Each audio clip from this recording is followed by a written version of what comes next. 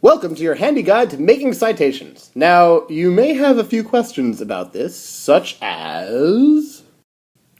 What are citations? Well, citations are a way we give credit to the professional researchers and writers who provide us with knowledge. We're going to be writing a lot in 6th grade, and most of what we write, we did not research ourselves firsthand. We got it from other people and sources.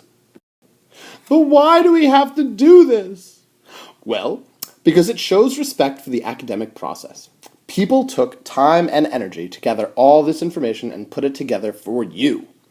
We get most of our information from sources other than ourselves, and that's because it is very difficult to do original research. Well, difficult and time-consuming. It is what academic writers do, and is what we are striving to be as well. And finally, it's just plain illegal not to. To fail to cite is called plagiarism, which is a crime. You won't go to jail, but down the line you could get kicked out of high school or college for failing to cite your sources. Don't get too worried, though. Avoiding plagiarism is easy and can be fun. But if making citations is going to keep me out of trouble, how do I make them in the first place? Well, there are a number of ways to cite your sources. In 6th grade, we use parenthetical citations. They're called parenthetical because they appear in parentheses and they appear inside the paragraph you are writing. This is not the same as a bibliography or a works cited page. Parenthetical citations show the names of the authors, the URL address, and or the name and publisher of the videos that you've gotten your information from. That's a mouthful, but it's real easy. Here are some basic examples. Here are the formats for the 3 most commonly used sources of information: books, internet resources, and videos.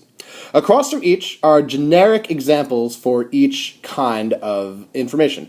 For the internet, we use the URL address, that is the www.blablabla.com. For books, we cite the author name, that's the last name, and page number for our citations. And for the video, we do the video title and the publisher. And all of them appear inside the parentheses.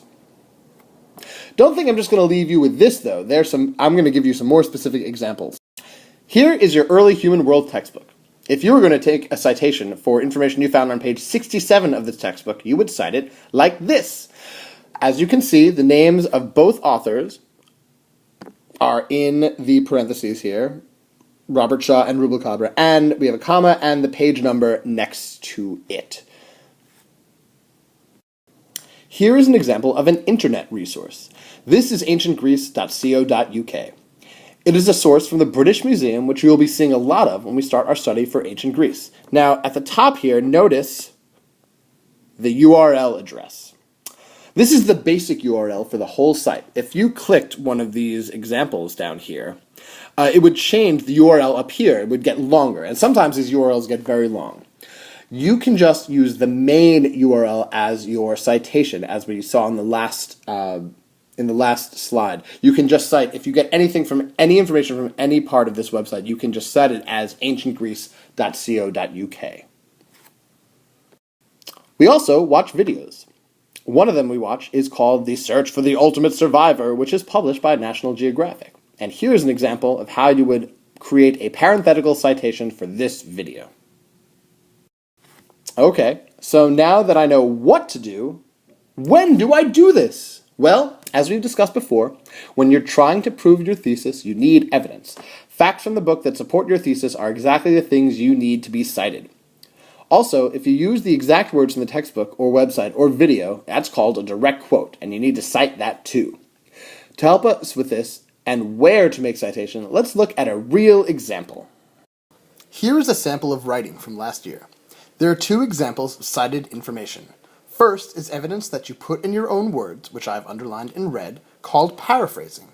And the second is using a direct quote from the text, which is underlined in blue.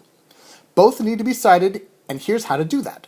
In paraphrasing, you use your own words, but because the information is learned from a textbook or another source, you must cite it. As you can see, the citation comes at the end of the sentence, but before the final punctuation mark. For direct quotes, we must use quotation marks. Notice here that the citation comes at the end of the sentence after the quotation marks, but before the final punctuation mark. And who should do this? You!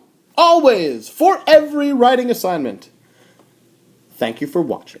I hope this helped you understand a bit more about how and when to use citations and what they look like.